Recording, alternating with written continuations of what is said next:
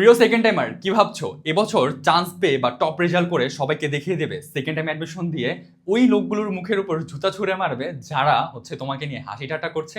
অথবা এরকম কি ফিল হচ্ছে যে ডিপ্রেশনের তলায় তলিয়ে যাচ্ছ? তুমি যেটাই করো না কেন বা যেই পর্যায়েই থাকো না কেন, কয়েকটা কথা এখন মনোযোগ দিয়ে শুনবে। আমি নিজেও সেকেন্ড টাইমার ছিলাম, ভালো রেজাল্ট করে টপ রেজাল্ট করে যেহেতু এই জায়গায় আসতে পারছি, তোমাকে এমন দুইটা জিনিসের কথা বলবো যেই দুইটা জিনিস তুমি করলে তোমার চান্স এবছরও হবে না। তো চলো শুরু করা যাক, খুব মনোযোগ দিয়ে কথাগুলো শুনবে। ফার্স্ট অফ অল, একদম প্রথম যে জিনিসটা নিয়ে আমরা কথা বলবো সেটা হচ্ছে চান্স না হওয়ার পিছনে সবচেয়ে বড় যে জিনিসটা, তোমাদের এখন সবার ভিতরে, অলমোস্ট সবার ভিতরে 90% স্টুডেন্টদের ক্ষেত্রে দেখবা তোমাদের হচ্ছে পড়াশোনার গ্রাফটা এমন উপরের দিকে। অর্থাৎ উপরের দিকে বলতে কি বুঝেছি জানো? প্রথম দিকে মনে হয় আমি একদম ছিঁড়ে ফেলবো, এবছর ফার্স্ট হবো, দেখাই দিব সবাইকে আমি বাপের মেয়ে, আমি বাপের বেটা, দেখাই দিব, এরকম মনে হয় না? নিজের ভিতরে এরকম একটা ফিল আসে না?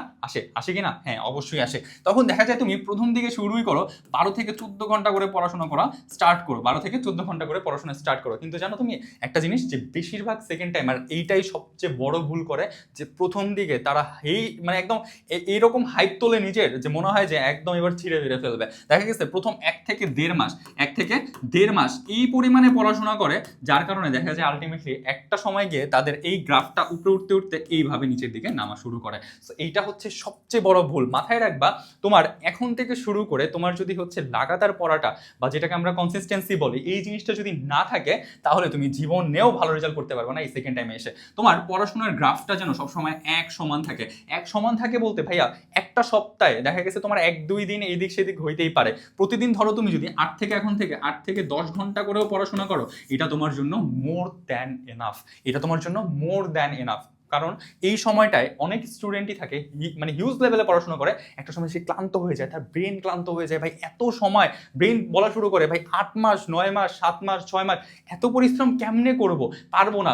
এই যে নিজের ভিতরে আস্তে আস্তে আস্তে আস্তে করে নিচের দিকে নামাটা বা গ্রাফটা নিচের দিকে নামাটা, এটা তোমার ধ্বংসের কারণ হইতে পারে। তো মাথায় রাখতে হবে প্রপার একটা রুটিন করো, যেখানে তোমার 8 থেকে 10 ঘন্টা পড়া থাকবে, সেখানে তোমার 8 থেকে 10 ঘন্টা পড়া থাকবে। তো এরকম একটা রুটিন তুমি অবশ্যই তৈরি করো। যদি করতে না পারো, মাদি ভাইয়াকে বলো, ভাইয়া তোমাকে অবশ্যই এই রুটিন করে দেবো। তুমি কমেন্টে জানাও এরকম রুটিন চাও কিনা। যদি চাও আমি তোমাকে অবশ্যই এরকম রুটিন করে দেবো ইনশাল্লাহ, যেহেতু আমি নিজেও সেকেন্ড টাইমার ছিলাম। এরপর আসো, যে ভুলটা তোমরা সবচেয়ে বেশি করো, সেটা হচ্ছে একটা প্রপার গাইডলাইনের আন্ডারে তুমি থাকো না। তুমি ভাবো ফার্স্ট টাইমে তো এটা করছি সেটা করছি, এবছর একা একা পড়ে ছিঁড়ে ফিরে ফেলবো, এবছর একদম সবাইকে দেখাই দেবো। কিন্তু মাথায় রাখবা, তুমি যেই বিশ্ববিদ্যালয়কে টার্গেট করছো, ওই বিশ্ববিদ্যালয়ে ফার্স্ট সেকেন্ড থার্ড ফোর্থ এরকম কোনো ভাইয়া হয়েছে বা দেখা যাচ্ছে টপ 10 বা টপ 100-এর ভিতরে ছিল, এমন কোনো ভাইয়া বা আপুর কাছে যাও, তার কাছে যায় লুটায় পড়ো ভাই, লাগলে যে বলো যে ভাই আমি ফার্স্ট টাইমে এই ভুল করছি, আমার এবার চান্স পাইতে হবে ভাইয়া বা চান্স পাইতে হবে আপু, আমাকে একটু গাইড করেন, দয়া করে একটু গাইড করেন, আমাকে একটু রুটিন করে দেন, বা আমাকে একটু পড়ার কিভাবে পড়তে হবে এটা বলে দেন, কোন টপিক পড়তে হবে একটু বলে দেন, আপনি কিভাবে ভালো করছেন এটা একটু আমাকে বুঝান বা আমাকে একটু দেখাই দেন, যাতে করে তুমি এই প্রপার গাইডলাইনে থেকে ভালো একটা রেজাল্ট করতে পারো। জানো ফার্স্ট টাইমে এই যে গাইড, তোমার হচ্ছে এই যে গাইডলাইন, হ্যাঁ তোমাদের এই যে গাইডলাইন, এই গাইডলাইনের অভাবে তোমাদের হচ্ছে এই যে ফার্স্ট টাইমে তোমাদের এই গাইডলাইনের অভাবে তোমাদের হচ্ছে অনেকের চান্স হয়নি, অনেকের চান্স হয় নাই, ইভেন তো সেকেন্ড টাইমে এসেও অনেকের চান্স হয় না।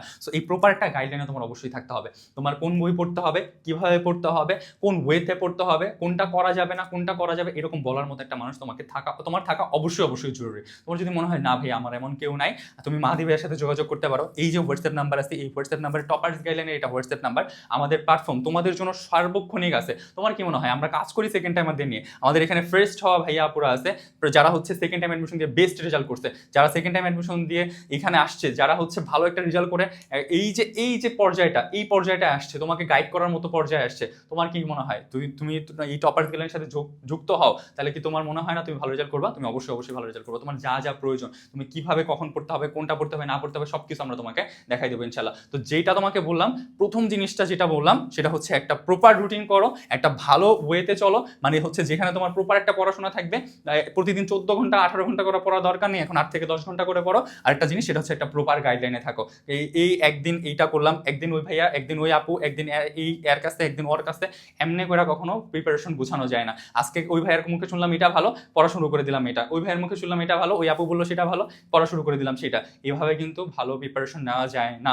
সো এই জিনিসগুলো মাথায় রেখে যদি প্রিপারেশন নিতে পারো, ইনশাল্লাহ তুমি অনেক ভালো রেজাল্ট করবা, এবছর সবাইকে দেখিয়ে দিতে পারবা বা তোমার ভিতরে যে ডিপ্রেশনগুলো আছে এই ডিপ্রেশনগুলো কাটিয়ে উঠে তুমি অনেক ভালো রেজাল্ট করতে পারবে ইনশাল্লাহ। তোমার জন্য অনেক অনেক দোয়া রইলো। এরপরে কি নিয়ে ভিডিও চাও বা হচ্ছে তোমার কি কি জানার আছে সেটা চাইলে কমেন্টে আস্ক করতে পারো, ইনশাল্লাহ সেই নিয়ে আমরা তোমাকে অবশ্যই ভিডিও দেবো। আজকে এই পর্যন্তই, ধন্যবাদ, আসসালামু আলাইকুম।